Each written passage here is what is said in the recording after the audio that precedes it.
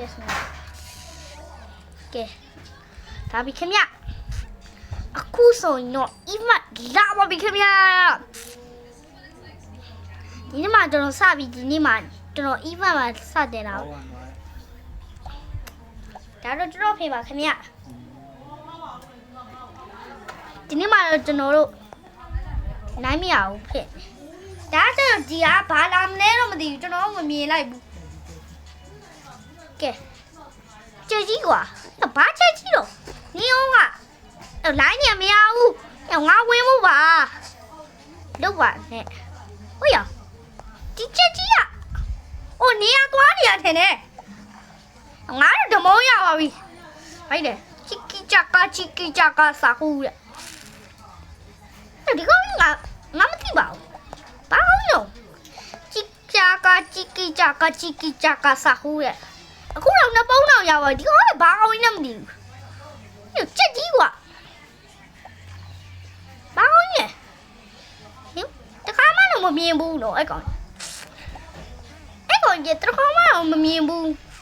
ဒါပေမဲ့ကျွန်တော်ရဲ့ secret တွေမှာ loose alessio ရှိပါတယ် loose alessio ရှိတယ်ကူတဲ့ဘာလို့ငါတို့ဒီမှာခိုးနေရပဲလေဘာလို့ထပ်ခိုးခိုင်းတာမင်းကလည်းမဟုတ်တော့ပါဘူးကွာမင်းကလည်းဖြည်းဖြည်းတတ်တာလုပ်ပါကွာညငါလုပ်ပြီးသားဟာကိုတဲ့ဟျောင်းနေရေမလုပ်ပါနဲ့လို့နင်ရတယ်နင်အရှိပေါ်တဲ့အရှိပြန်လိုက်နောက်ပြန်လိုက်ဖြစ်အောင်မယ်အခုမှတုံးမုံတော့ရနေပြီစောက်ရေးတဲ့တဘုံတော်မပေးဘူးကြည့်ဒီကောင်ဘလို့လဲမသိဘူးရက်ဆက်လိုက်တာတဘုံတော်မပေးဘူးတက်လားသူကပြောလိုက်မှသူကထွက်ကြတာကဲအနောက်ကိုထူမှပူပြီးရမှာကဲချန်အဲ့ဒါဆိုရင်တို့မှာ secret တွေ20ခုလောက်ရှိတယ်တို့ကအခု6ခုလောက်ရှိတယ်6ခုအဲ့ကြောင့်ဒီကောင်အသေးဦးတဲ့တို့အကြိုက်ရှိသေးတယ်အဲ့ကြောင့်မိုက်သေးတယ်ရောချဒီကောင်ဖင်ကိုချမှာတကယ်ရတာအများကြီးချရတယ် Bravo City ကိုတွားလေရတယ်ဒီကောင်ပို့လာမှာတိုင်းလို့လာကြကွာဟိုကောင်ဘာလို့ညာဟိုမှာဟိုမှာဘာလို့ညာတော့ဟင်းချန်ညာလားဟိုကဒီကောင်ဟင်းချန်ညာလားဟာအေးကြက်ပေါင်ဖြစ်ပြီးတော့ဟင်းချန်နေသေးတယ်ဒီကမင်းရတယ်အဲ့လိုရောမလုပ်ပါနဲ့ကွာမင်းရတယ်ဘာလို့ဟင်းချက်မယ်ခုနကကြောင်မရဘဲတော့ခုမှလာရကဲပေါ်က9ခုရပါပြီခင်ဗျာညဒီမှာ guest ထားတယ်ပဲရတယ်ကဲကျွန်တော်တို့ school စာအုပ်မရသေးပါဘူးကျွန်တော်ဒီနေ့ကျူးစားမှာပဲဒါဆိုရင်ကျွန်တော် ESP ဘူရှင်းရတော့ပဲဒီကောင်တော့ပဲညကျွန်တော်ကျူးစားအောင်ဒီနေ့အမမဘာလာမလဲမကြော်လို့မသိဘူးဘာ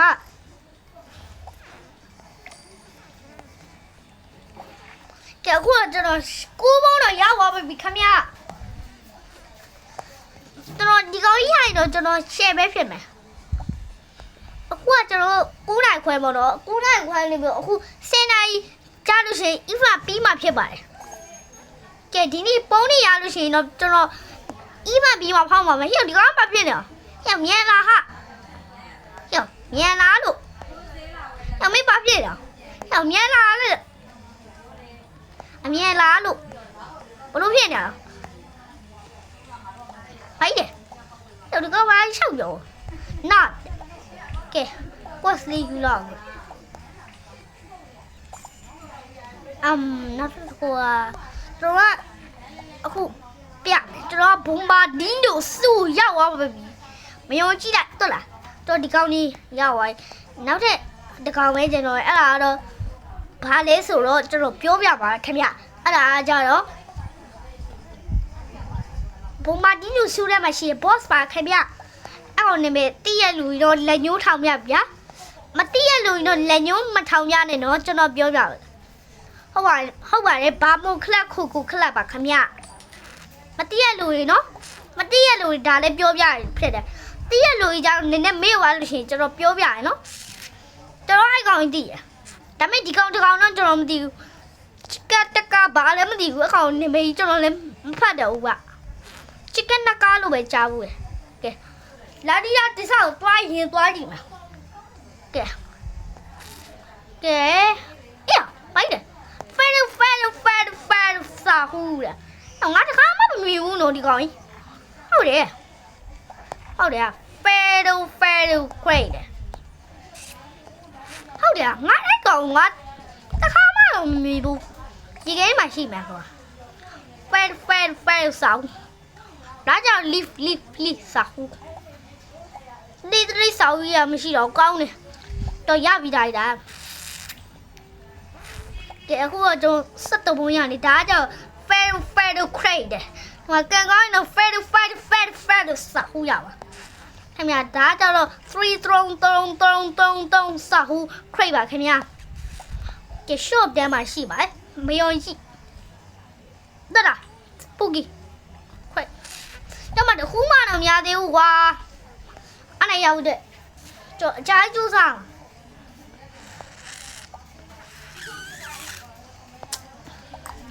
有大叫 VIP 过收了，就是看俺这么老的有大，他收回不？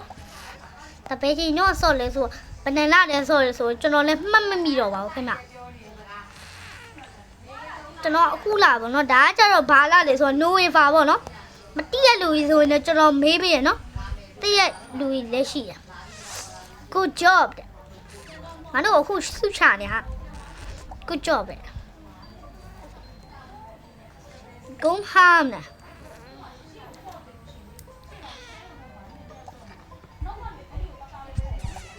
အမေထိုင်းရဒီကအမေပေးမှာတဲ့အဲ့ဒီငါတို့ဘာလုပ်အောင်အမေပေးမှာဒီမှာ fair စာဟူ fair စာဟိုတီဗီဒါမာကျဲပေးပါထင်တယ်မာကျဲ please ကွာမာကျဲလေးပေါက်မှာဒီနေ့ပိုင်တော့ကောင်းပါလေဟို fair စာဟူရင်ချတာအမ ESP မြင်တော့တက်ပါကဲဒီကောင်မလားတော့အိုးဤပါကွာမင်းကမြင်မမြင်อ่ะအိုး lip စာဟူကောင်းပြီဟဲ့ဝေါဝဲ lip စာဟူလာပြီဟဲ့ကျွန်တော်တကယ်အရန်လူရှိရဲ့အဲ့ကောင်ကြီးကျွန်တော်တစ်ခါမှတော့မရဘူးခင်ဗျအဲ့ကောင်ကျွန်တော်အရန်ရချင်တာနဲ့တော်ပဲကောင်းတယ်โอเคပေါ်လာပါပြီခင်ဗျာโอเคဘယ်နာမှကြမှာလဲကြလေ leaf စာဟူးကြလာပြီခမပြောနဲ့ leaf စာဟူးညောင်ရေတော့ယူနေချာညောင်ပုံတော့ရပါ යි တော့ဟိုအနောက်ကူချမှာဒီကရလားတော်လည်းမသိဘူးဟိုမှာစားတော့ဆိုတော့အိုးရကျန်းနေနေရာတိုင်းမှာလာခုံ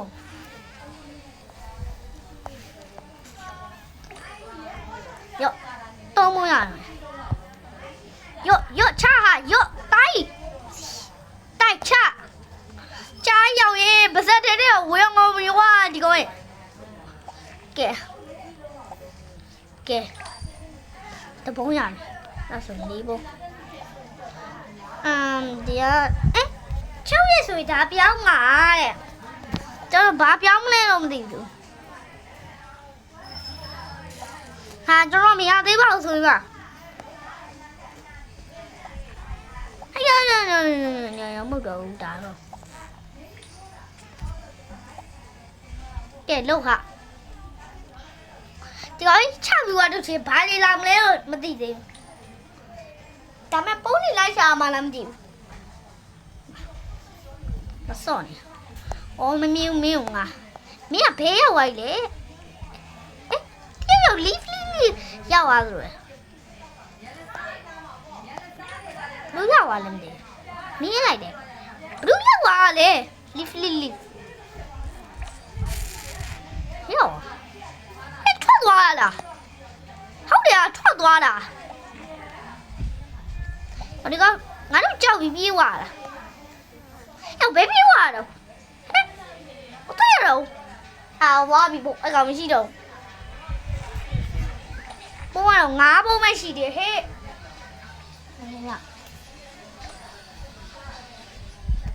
6ပုံတော့ရတယ်ကျွန်တော်မကြည့်ဘူးအမနဲ့လေဟေ့မလေးသိတော့မှာပဲဒီကောင်ရဲ့ချတာသူတို့ကျန်းတယ်ဟာ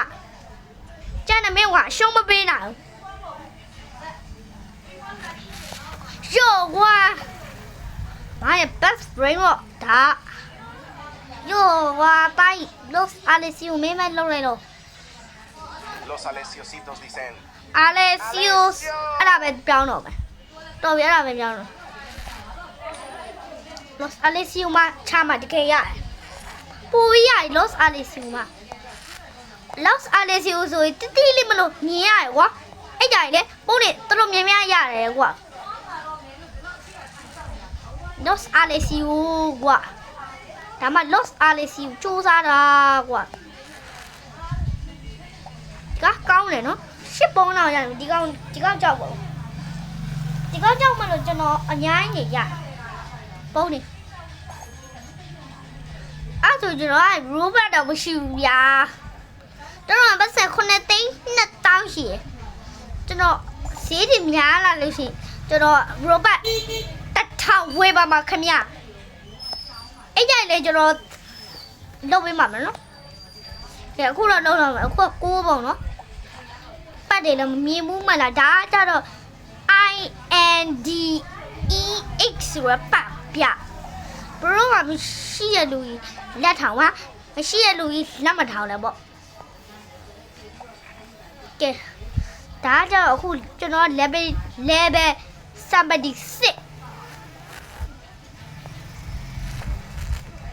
တိုက်ချကျွန်တော်မှလေ lost sequence ဆိုတာ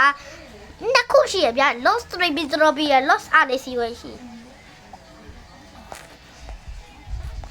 အဲ့ဒါအမတ်တောင်မရှိဘူးဒီကောင်ဖင်ချမှရလားမသိဘူးချ leaf ချကဲချဟေးချโอเคရပြီချဟာချပုံမရရင်တော့ကျွန်တော်အေးမှာကွာဇောက်ထိုးတွေရောပြောင်းကုန်ပြီထဟာဟလေကွာယူလိုက်မှထပါတော်သေးတာပေါ့ဇောက်ထိုးကြီးတော့ဖြစ်ကုန်ပြီ I know that ကိုနဲ့ငါရှုံးပါပြီကွာမင်းကရှုံးပေးလိုက်ပါပြီတဲ့ကဲငါတို့ရှုံးပေးရလားကဲအခုဆိုရင်တော့ monster တွေကျွန်တော်လိုက်တတ်ပါဖြစ်ပါတယ်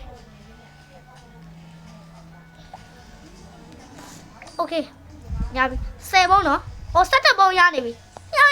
အဲ့တေးပြီကွာတေးပြီမင်းကြောင့်မလို့ငါပဲဖြစ်ပြနေရညထား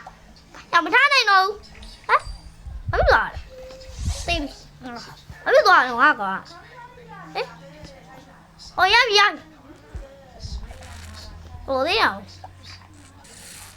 ကဲအခုကတက်ဆောင်ပြီးတော့အခုပြန်ပြောင်းတော့မယ်ဂျွာကူလာကြီးပြန်ပြောင်းတော့ဘာပြောမှလည်းမသိ4 3 2 1ဟောတာပြောတော့ပေးမယ်နော်ဒါပေမဲ့အခုတော့ကျွန်တော်ဖောက်တယ်ကျွန်တော်ပြောထားတယ်လို့ပဲဗီဒီယိုထဲမှာနောက်ကြိုင်ဖောက်မှာအဲ့လိုပြောထားတယ်နော်ဒါအခွင့်ရအောင် Okay let's start ဘိုက်တယ်အော်ခုနလာတဲ့ကောင်ကြီး chicken နကဘာလဲဆိုတော့ကျွန်တော်လည်းမသိဘူးအဲ့ကောင်နာမည်ကျွန်တော်နာမည်တကယ်လည်းမထွက်တော့ကျွန်တော်ကျွန်တော်မထွက်တော့နူဂျာဗီတာကောင်ခဏပြန်နေလား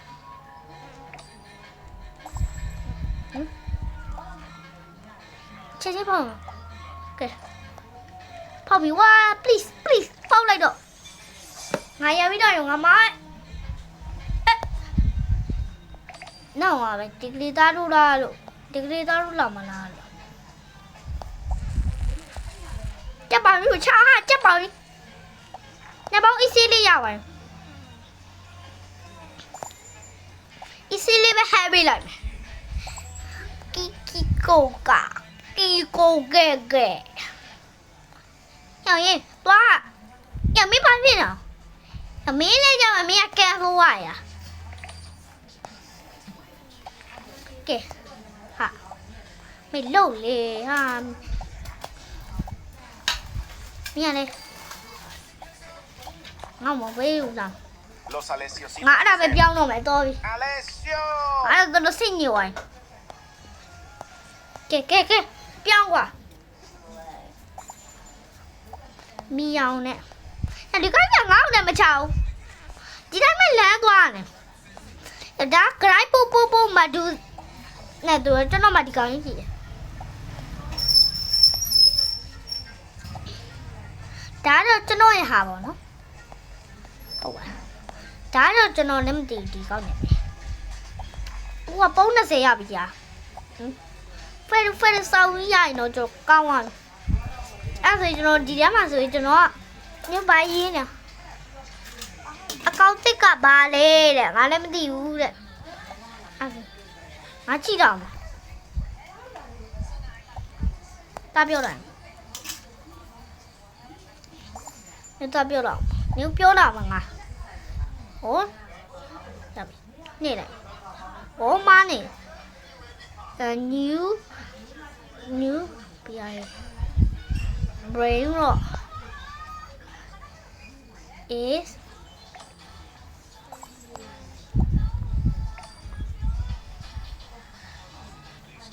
Pharaoh Sahu Pharaoh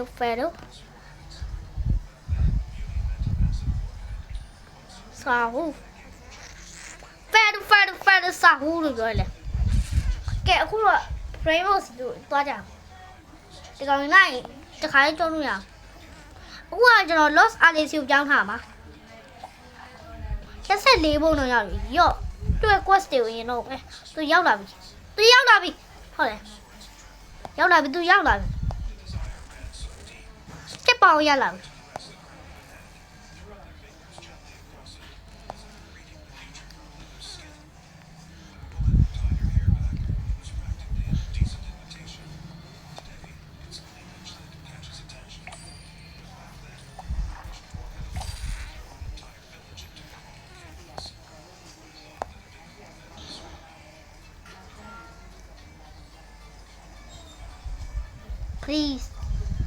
please လို့ပြောလိုက်ပါလေကျွန်တော်ကတော့ကဲအခုဆိုရင်တော့ကျွန်တော်တို့ဒီကောင်နဲ့တွေးတွေကုန်တော့မှာပဲခင်ဗျ90ရာနေပေါ်40ရာကျန်တော့ဒီကောင်ကြီးကကျတော့ဘယ်လိုကြီးလဲမသိဘူးဘယ်ကြီးကျမှဒီကောင်သေမလဲတော့မသိဘူးဒီကောင်ကြာကြီးပဲကဲအဲ့ဆိုကိုရောက်တော့အမလီဘပိုင်မင်းအမြန်နောက်လိုက်အဲ့ကောင်ဆိုရတော့အိုးဝါတော့ကိုယ်နမကတို့လိုမျိုးကျွန်တော်တရား game join ထားအောင်ပါ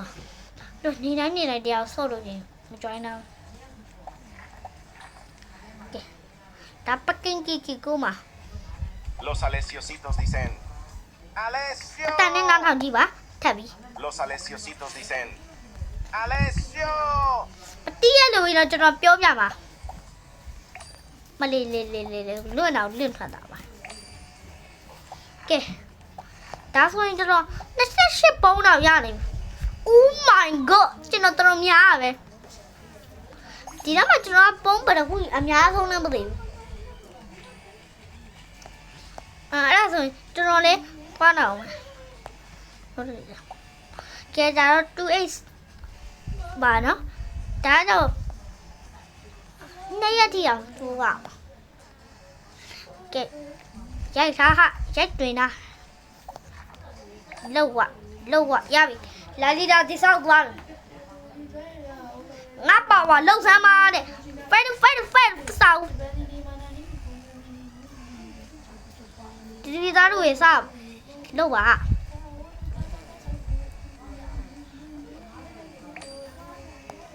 အဲ့ fight ခွင့်ရပါတယ်လာခဲ့ကွာရပြီချက်ပေါင်လာပြီချက်ပေါင်ကျွန်တော်နာမည်မသိလို့အဲ့ကောင်ကျွန်တော်ချက်ပေါင်လို့ပဲခေါ်လိုက်တော့မယ်ဒီပေါင်နာမည်က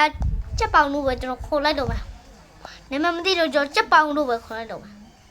ဒါပေမဲ့ကျွန်တော်ဟိုလိုဝင်းကပြီးသွားပြီနော်ဒါကြတော့အခုနိုဝင်ဘာမလို့ချပါဟာချားလို့ညဘလို့ဖြစ်သွားဟဲ့ရေးလောက်ပါဟာဟဲ့သွားလေဟဲ့မင်းပါပြေးပါဟာဟဲ့ဝါမနံသွားဦးလားဘာဖြစ်သွားဟဲ့သွားမနံသွားဦးလားဟဲ့လေဒါဘာဖြစ်သွားတော့ဟာနိုင်တော့သွားလားဘလို့ဖြစ်သွားတော့ဘလို့ရိုင်းလမ်းကြောင်သွားတော့သိဘူးချမ်းလို့မရဘူးဒါတည်းမဲ့တောက်ချင်းထည့်လိုက်တာအဲ့ကျသွားတဲ့ပုံတွေကချက်စရာကြီးဒါပေမဲ့ဘလို့ရက်သွားတော့မသိဘူးငါတို့ဒါဖောက်ရတော့မှာဘလို့ကြီးလေဟာဘလို့ကြီးငါဖောက်ရမှာငါဘာလို့ရမှာလဲဩရပြီတိတ်တော့သေးသွားပြီဟော34ကိုငါဖြူဝေးနေရတယ်ဖူဖွေးနေရပဲဖိုးရဖြူခွေးဝါပဲဘလို့လို့ဖြစ်ကုန်ပြီငါကဖြူခွေးဝါပဲဘာမှတော့မြင်ရတော့ဖြူခွေးဝါပဲဘလို့ဖြစ်သွားတော့ဩရပြီခဏဖြစ်သွားဘာဖြစ်လားငါတို့ဘာပေးလိုက်တာမာကျွေးပေးမှလည်းမကြည့်ဘူးငါတို့ပြောင်းတာဒါ equal plus primo ဆိုပြီးဒါပြောင်းသွားတယ်ကျဒါမကြည့်ရပါခက်ပြနဘုံရပါနော်ကဲပဲပြောလေဘာဖြစ်သွားတော့ရက်သွားပြီအဲ့ဒါကျွန်တော်လည်းမဆိုင်တော့ဒါတော့ line ကျနေရတယ်အတူပါနမရတာဘိုင်ပြောမှာဟောရပြီရနေတယ်လို့အေးရအောင်ပို့ file every water ဝဝနဲ့ဝဝသွားပါဘာလာပါလဲနေတော့မပြောင်းနဲ့ live စာဟူလေ live စာဟူလေဒါကြောင့်ပေါ်က34ပေါ့ယောက် oh my goodness oh my god live စာဟူ live စာဟူ live စာဟူ live စာဟူတောင်းတယ်မရဒီလိုနဲ့ငါရမှာမဟုတ်တခုရှိတယ် Los alesiositos dicen. Alessio ဒီတော့ပဲပြောင်းတော့မယ်ကဲကောင်းရောက်အိုးရောက်ရေးနောက်ဆုံးသွားပြီဟာချတော့ချ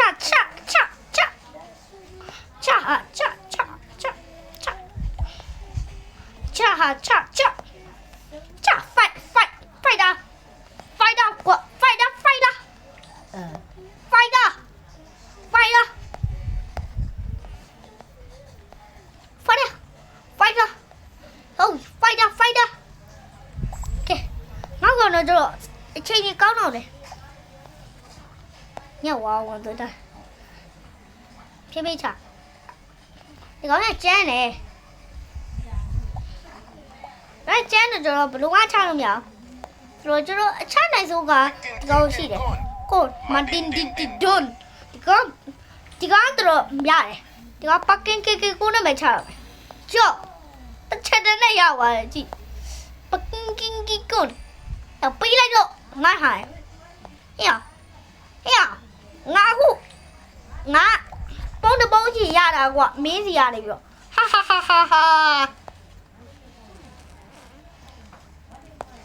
မင်းကလုံးပါနော်ယေ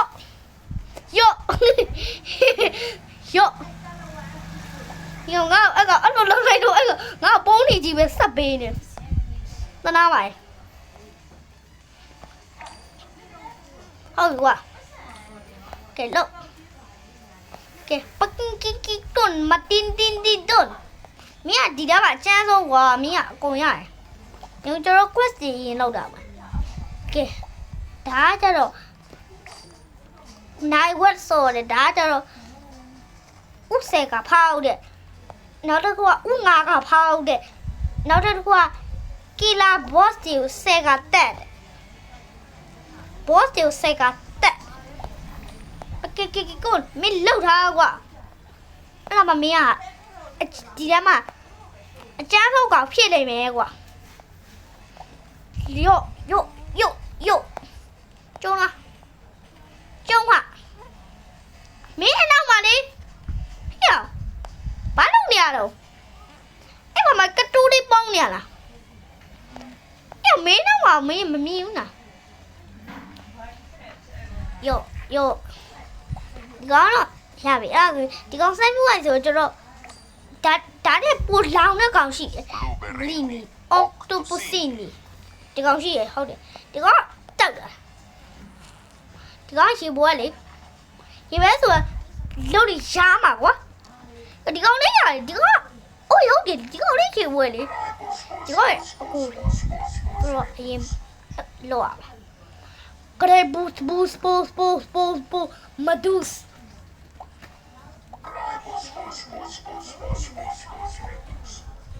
ကဲချဟဲ့ချ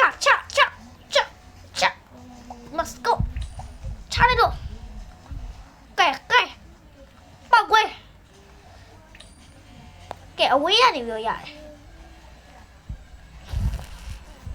တော့ကွာ please ဟဲ့အဲ့လိုရောမိုက်သွားပြီထီလျန်ဟဲ့မင်းမလောက်ပါနဲ့ဆက်လိုက်မင်းရတယ်โอ้ยညနာပတ်ချက်လေတော်ရအောင် Los Alesiositos ဒီ dicen. ကောင်မရှိပါဘူး Alessio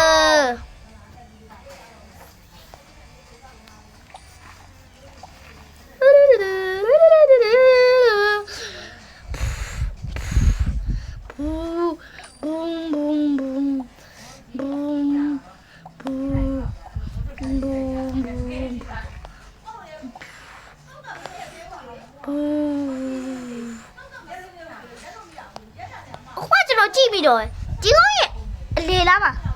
တွေ့လားကြားလေးပါတယ်ပုတ်နေမှာတော့နေလှဲ့တာလေအသိရလားတော့နေလှဲ့ဖောက်တာလေအဲ့လေးပါတယ်ကဲ this people ရှင်9ခုတောက်1 2 3 4 5ခရက်ကိုကျန်တာตีတော့မယ်အဲ့ကောင်ตีပြီအဲ့ကောင်ตีပြီတော့ตีပြီ okay good job everybody ရဲ့မင်းတို့ပေါ်ကြပါတယ်တဲ့ဟာငါတို့ဘာဆက်လို့ပြောသေးဘူးနော်သူကဟုတ်လားဘာလို့မလဲချက်ပေါင်းချက်ကြီးလာမလားဟဲ့လား let's start sumo los alessio ဆိုလာဘိုင်းနဲ့ los alessio လာမသိဘူးဟုတ်